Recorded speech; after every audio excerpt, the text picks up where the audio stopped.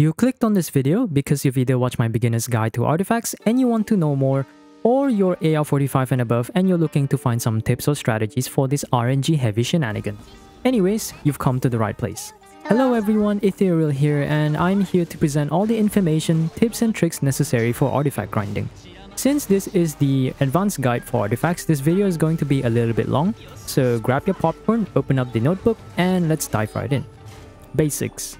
So we've already went through the very basics for artifacts in our previous video, but this section will be about the extra information that you would need to know before we proceed.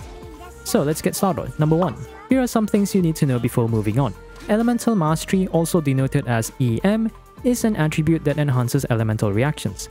For these reactions, they increase the reaction damage. For Melt and Vaporize, it increases the damage multiplier to the attacks that trigger the reactions. And for Crystallize, it increases the damage absorption of the shields created through it. And then we have Energy Recharge, also denoted as ER. Energy Recharge is a stat that increases the amount of energy gained from elemental particles or orbs. This stat does not affect the energy gained from other sources such as weapon or character passive and character abilities. Here's a picture as a general guide for how much ER your character needs based on their burst cost. A character with a 40 burst cost would need about 140 ER, 60 burst cost would need 160 ER, and a character with, let's say, I believe 170 ER would be about 170 to 180 ER, while a character with a burst cost of 80 would need about 200 and above. Crit. Crit refers to either crit rate or crit damage, and it is a stat that affects the chances of your attacks dealing an increased damage to the enemy. Crit rate is the chance of how often you can deal crits, while crit damage is how much the original attack gets amplified when dealing a crit. Crits are denoted by the huge damage number that you see when hitting an enemy, and crit rate generally ranges from 5% to 100%, while crit damage starts from a base 50% to infinity, at least when realistically possible. The formula on how to calculate crit is as shown.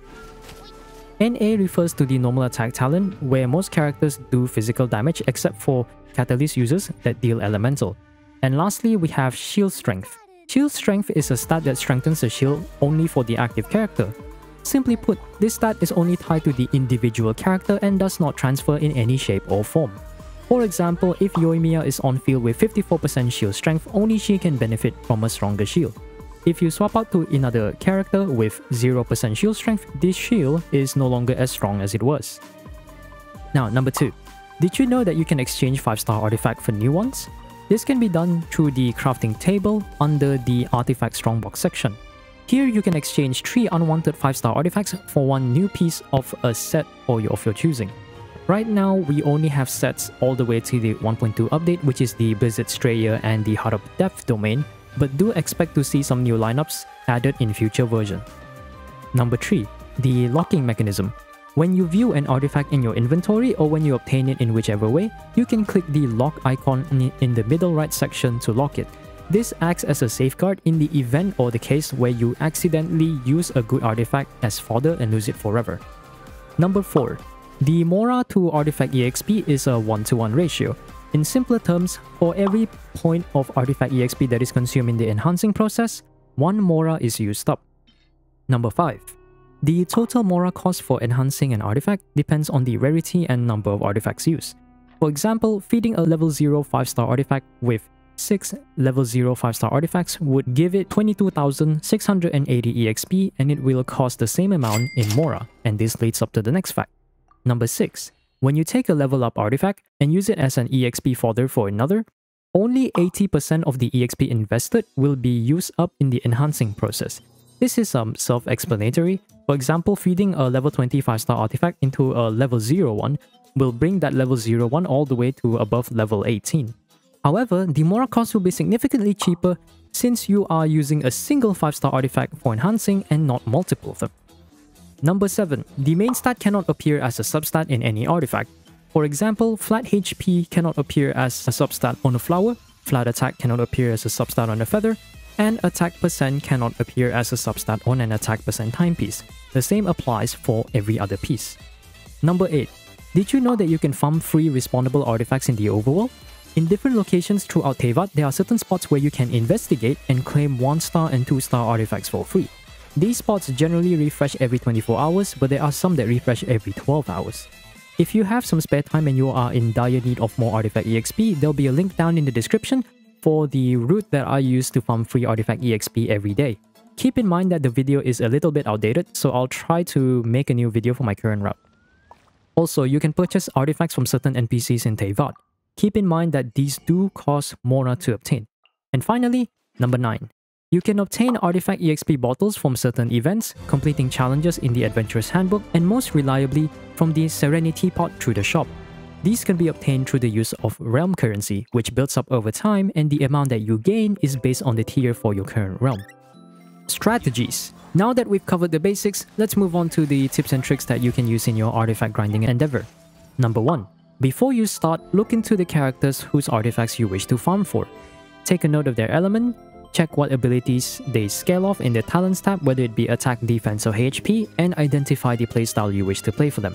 Are they an on-field DPS like Diluc or Hu Tao? Are they an off-field DPS like Shangling or Beidou? Or are they supports like Diona or Sucrose? Once you figure this out, only then you can move on to grinding. Number 2. Prioritize main stat over substat. Early on into the grind, it is more important for you to aim for the main stat and the set bonus you want rather than trying to get the perfect substats on the get-go. This way, the stats and set bonus gain should be able to bring up your character's performance by a significant margin compared to when using 4-star artifacts. To simplify things, prioritize main stats over set bonus over substats. Number 3. If the character scales off attack, you could consider utilizing the attack percent sets as an alternative to the 2-piece elemental damage set. For 18% attack sets, these refer to the 2-piece effect of the Gladiator's Finale, Shimenawa's Reminiscence, Echoes of an Offering, and Vermillion Hereafter. Meanwhile, the 2-piece elemental damage bonus sets refer to these: Viridescent Venerer for Anemo, Archaic Petra for Geo, Crimson Witch of Flames for Pyro, Blizzard Strayer for Cryo, Heart of Depth for Hydro, Thundering Fury for Electro, and Deepwood Memories for Dendro. So this was something I discovered while messing around in a Genshin calculator website, because it turns out that utilizing the 18% attack 2-piece provides a marginal damage loss compared to a 15% elemental 2-piece. This information is extremely useful for certain characters that do not have a best in slot 4-piece artifact set, since it makes the process of grinding artifacts easier. These characters would include Yae Mika, Fischl, Yoimiya, and Xiao, assuming that you don't want to farm for the Vermillion Hereafter for him. Number 4. The golden ratio of crit. So I'm not going to explain too much on why the golden ratio of crit happens to be 70 crit rate and 140 crit damage. Just keep this number in mind when you're hunting for crit stats. At least that's the number that you want to go for, and if you can't achieve it, consider getting a 1:2 ratio of crit rate to crit damage. Number 5. Main stat prioritization. These are the main stats you would want for the respective builds. Discounting the flower and feather, let's start off with the on-field DPS. For an on-field DPS, the timepiece will be one of the general 3 stats that they actually scale off with. The goblet will be elemental, and the circlet would be crit. For an off-field DPS, it's the same as an on-field DPS, except you might want to consider an ER timepiece depending on how important their burst is for their damage. So for supports, generally you would want to prioritize one of the general 3 stats that they scale off with, and for timepiece, you might want to consider an ER Sans depending on how important their burst is to their supporting capabilities. For a VV user, VV stands for Viridescent Venerer, you would mostly want to go for triple elemental mastery because not only will it boost their swirl damage, for most characters that utilizes Viridescent Venerer tend to be Anemo characters. So for a Dendro DPS, they would want to go for either an attack or an elemental mastery timepiece, and then the goblet would be an elemental goblet, and the circlet would either be a crit circlet or you can go for an elemental mastery circlet if it has really good crit stats. Dendro DPS in this current time generally refers to the likes of Aggravate Kaching, or maybe Aggravate Yae, or Aggravate Sino, or Tinari. Dendro Reactor. For the timepiece, you would either go for EM or ER depending on how important their burst is to their abilities to react, and the goblet and the circlet would mostly just be EM too. Characters that are Dendro Reactors would refer to the likes of Hyperbloom Raiden, Hyperbloom Kuki, or Burgeon Toma. And lastly, we have Dendro support. So for Dendro support, you mostly want to go for EM for all 3 pieces, and maybe you want to go for energy recharge timepiece depending on how important their burst is for their supporting capabilities. Dendro supports refer to characters like the Dendro Traveler or Collei, where the only purpose that they have in the team is to apply Dendro on the team and their damage is very insignificant. So, number 6. Substat Prioritization.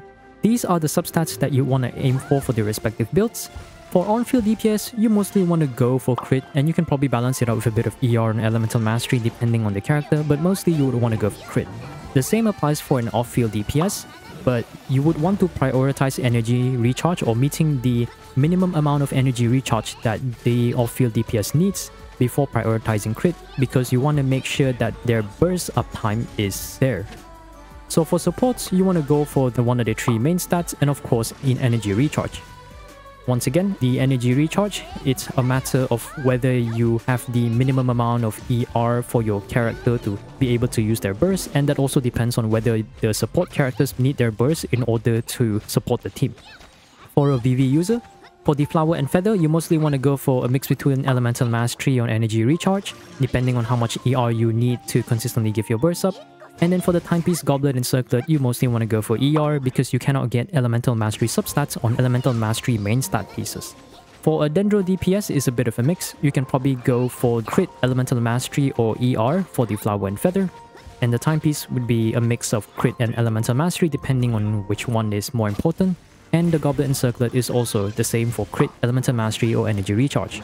For the Dendro Reactor, you mostly want to go for EM and ER for the Flower and Feather, and for the rest of the other pieces, you would mostly want to go for ER. And lastly, for the Dendro support, you mostly want to go for ER over EM, simply because it's more important for them to have their bursts up rather than being able to do reaction damage.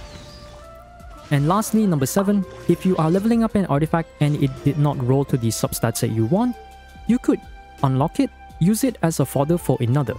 Doing this will save you a good amount of Mora because, as we've mentioned before, using a leveled up artifact as fodder will only cost you the Mora for a single artifact of that rarity. As an extra, you could feed a level 4 5-star artifact into a level 0 5-star artifact, and this will immediately bring it up to level 4. This is extremely useful because based on the rule that only 80% of the EXP invested will be transferred during enhancing, you could theoretically perpetually feed unwanted level 4 5-star artifacts into any potential level 0 ones until you get something. Otherwise, you can still just keep it there and you can save a lot of Mora for your enhancing process. With this, let's move on to the next section. Artifact set review. For this part, I'll just try to go through every single 5-star artifact in the game while trying not to leave out anything important, and I won't be too specific on the recommendation, so I'll just explain the effects and the reason behind why these artifacts are used or when these artifacts are good at using depending on the situation. So first off, let's start off with the only 4-star artifact worth mentioning, the Instructor set. The 2-piece gives EM, but the 4-piece is the only reason why it's worth mentioning. Whenever the user triggers an elemental reaction, the entire team gains 120 EM for 8 seconds. This is especially good when your entire team is a pure reaction-based team. An example would be like a Hyperbloom Overloaded Razor paired with a Constellation 6 Bennett, Changling, and Xingqiu. I would recommend at least keeping a 4-piece lock in the event that you may try or you may want to try teams like this in the future. The Gladiator's Finale. The 2-piece gives attack, the 4-piece increases normal attack damage if they are a melee user, which in this game which are sword users, claymore, and polearm users. The 2-piece is the most valuable part about this set, while the 4-piece is only good for melee characters that utilizes normal attacks to do a majority of their damage. These characters include Razor, Ayato, and normal attacker Ching. Keep in mind that the 4-piece effect does not work on ranged characters. Wanderer's Troupe. The 2-piece gives EM, and the 4-piece increases charge attack damage for ranged characters, which are bow and catalyst users. Usable on characters like Ganyu or Tinari, where charge attacks are their main source of damage. Keep in mind that this does not work for melee characters. The Noblesse Oblige set. 2-piece buffs burst damage, which is good for characters with a high damage output with their burst, and the 4-piece buffs the team's attack whenever the user uses burst. It's great for support characters whose damage is insignificant, specifically the 4-piece effect, and these characters would be the likes of Diona, Bennett, and Candice. Bloodstained Chivalry. The 2-piece buffs physical damage, and the 4-piece requires you to defeat an opponent, of which you gain charge attack damage bonus and you consume no stamina for doing so. This set is mostly wanted for the 2-piece effect since it's one of the 2 sets that gives physical damage bonus, because the 4-piece is useless unless your characters can consistently defeat enemies and that their charge attack is their main source of damage. Xinyan would be the best candidate for this set realistically, but trying to use this set on Xinyan is copium in its own way. Maiden Beloved. 2-piece buffs healing effectiveness, and the 4-piece increases the healing received by the team when the character uses a skill or a burst. It's mostly a healing-oriented artifact and it can be used by characters such as Barbara, Jean, or Diona, where they are mostly healers. Viridescent Venerer. 2-piece gives an emo damage bonus, 4-piece increases the swirl damage and shreds enemies' elemental resistance corresponding to the element swirl. This is one of the best artifacts set in the game due to how good some anemo units are and how consistently they can apply the 4-piece effect. Best users include Venti, Kazuha, and Sucrose. Archaic Petra. The 2-piece gives geo damage bonus. The 4-piece gives elemental damage bonus based on the elemental shard obtained through the crystallized reaction. This is generally not a good set aside from the 2-piece effect due to the limitation behind the 4-piece because you can only have one form of elemental damage bonus at a single time, and if you were to use say a character like Goro with 4-piece Archaic Petra, chances are you're gonna be picking up elemental shards of different elements. Retracing Bolide. 2-piece buffs the shield strength of the user, and the 4-piece buffs the normal and charge attack when under the effect of a shield. Overall, a very solid set if it wasn't for the shield requirement, and this is usable if you have a shield character in your team for your DPS like Zhongli or Diona, and that the user is someone who does a lot of damage from their normal attacks and their charge attacks. Thundersoother. The 2-piece increases electro resistance, the 4-piece increases damage done to enemies affected by electro. This set is only usable in electro charge teams or mono electro teams, simply because you can only benefit from this 4-piece effect if the enemy is affected by an electro aura. The Thundering Fury set. 2-piece buffs electro, 4-piece buffs the damage of electro-based reaction and decreases elemental skill cooldown when you trigger any electro reactions. This is the best in slot set for Sino right now, and it's also really good on Aggravate Kaching. The user preferably has to be electro. Lavawalker. 2-piece buffs pyro resistance, 4-piece does the same thing as Thundersoother but for pyro. Only usable in mono pyro teams, so not that good of a set. Crimson Witch of Flames. 2-piece buffs pyro damage and 4-piece buffs the damage for pyro reactions, and using elemental skill will buff the 2-piece effect by 50% with a maximum of 3 stacks. This is made for pyro DPS characters that thrive on pyro reactions and they can utilize their elemental skill often. This set is the best in slot for Diluc, it's the highest damage ceiling artifact for Hu Tao, and it is usable for other pyro DPS characters such as Yanfei or Cleek. But preferably you would only use this set for doing pyro related reactions such as Vaporize or Melt. Blizzard Strayer. 2-piece buffs the cryo damage, 4-piece buffs the crit rate of the attack done by your character on an enemy if they are affected by cryo or frozen. This is the best in slot for Ayaka, and it's a good set for cryo DPS characters such as Ganyu or Kea.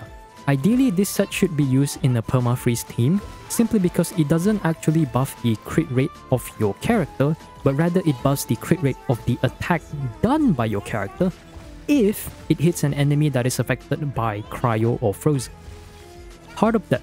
The 2-piece buffs hydro damage, 4-piece increases normal and charge attacks damage after using an elemental skill.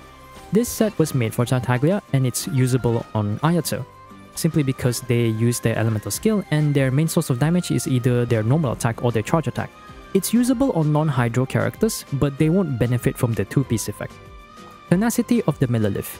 2-piece buffs HP, 4-piece buffs the team's attack and the active character's shield strength whenever the user's elemental skill hits an opponent. It's a great support set for characters with an elemental skill that not only stays on field for an extended duration of time, their skill also does damage. These characters include Zhongli, Fischl, Kokomi, and Layla. Hail Flame is the second 2-piece effect that actually buffs physical damage. The 4-piece works similar to Crimson Witch, but instead it buffs the attack of the wearer. Once you have the maximum stacks of 2, the 2-piece effect will get doubled. Mostly desirable for the 2-piece effect of buffing physical damage. Preferably, the user is a physical DPS, and it is the best in-slot set for Eula. Shimenawa's Reminiscence. 2-piece buffs attack, while 4-piece consumes energy to buff normal attack damage after casting an elemental skill. Basically, this set is a more generalist version of Gladiator, but with a cost. It's ideal for characters that can utilize normal attack and generate enough energy to unleash their burst after a short period of time, or maybe they don't need their burst in order to contribute a significant amount of damage. While the 4-piece effect is great, it's not ideal for most characters, since their burst tends to contribute a significant amount of damage in a rotation. This artifact set is usable on Yoimiya, Xiao, or Tartaglia, though some energy funneling is definitely required. Emblem of Severed Fate. 2-piece buffs ER, 4-piece buffs elemental damage burst by a quarter of the character's total ER. One of the best artifact sets in the game right now, because not only does the 2-piece buff ER, the 4-piece effect is universal, thus making it usable for a majority of the game's casts, where their burst would contribute to a huge source of the damage. Essentially, this is like the better version of the 2-piece effect for the Noblesse Oblige. Husk of Opulent Dreams. The 2-piece buffs defense, the 4-piece buffs defense and geo damage depending on the situation. If they are on field, they have to do geo damage to the opponent to build up stacks. If they are off field, they just have to exist for a while and build up stacks, and based on the number of stats, the amount of defense and geo damage you gain from the 4-piece effect will be increased. This artifact set is best for geo characters that mostly scale of defense, and those characters include Albedo, Noelle, and Arataki Ito. Ocean-Hued Clam. 2-piece buffs the healing bonus, and 4-piece creates a bubble that accumulates charges based on the healing done by the user. Overheals are counted. The bubble pops after 3 seconds and it deals physical damage to the nearby enemies. Only usable for characters that can provide healing consistently, so at the moment only Kokomi can benefit the 4-piece effect since it is designed to be her best in slot artifact. Vermillion Hereafter. The 2-piece buffs attack, the 4-piece buffs the character's attack after they use their elemental burst and that they lose HP over time. The 2-piece effect is valuable for the attack percent, and this is also the best in-slot artifact for Xiao. The 4-piece effect is not viable on any other characters, since we don't have anyone else aside from Xiao that can lose their HP over time. Echoes of an Offering. The 2-piece buffs attack, the 4-piece has a chance to provide a flat attack bonus to your normal attacks, which can be affected by damage bonus and crit. If the effect does not trigger, the chances of it triggering increases. This set is made for characters that consistently do damage from the normal attacks, such as Yoimiya or Ayato. Due to the nature of the 4-piece effect, it doesn't really perform better than alternatives such as Gladiator, Heart of Death, or the Shimenawa's Reminiscence, so there's not much reason to farm for the 4-piece in general. Deepwood Memories. The 2-piece buffs Dendro damage, the 4-piece decreases the enemy's Dendro resistance when they are hit by an elemental skill or burst. This effect can be triggered off-field. This is the best artifact set for Dendro support characters. It is also usable on other characters that can trigger the 4-piece effect consistently, such as Fischl, but generally it isn't recommended to do so. The general consensus of using this artifact is quite simple. 1. Are you running a Dendro-based team? If yes, do you have a 4-piece Deepwood user in your team? If no, put it on someone. If yes, don't bother equipping it since the 4-piece effect becomes redundant. Gilded Dreams. 2-piece buffs EM, 4-piece buffs conditionally. Based on how many differing elements you have in your team aside from yourself, the user gets an EM buff. If it's multiple of the same elements, they get attack buff.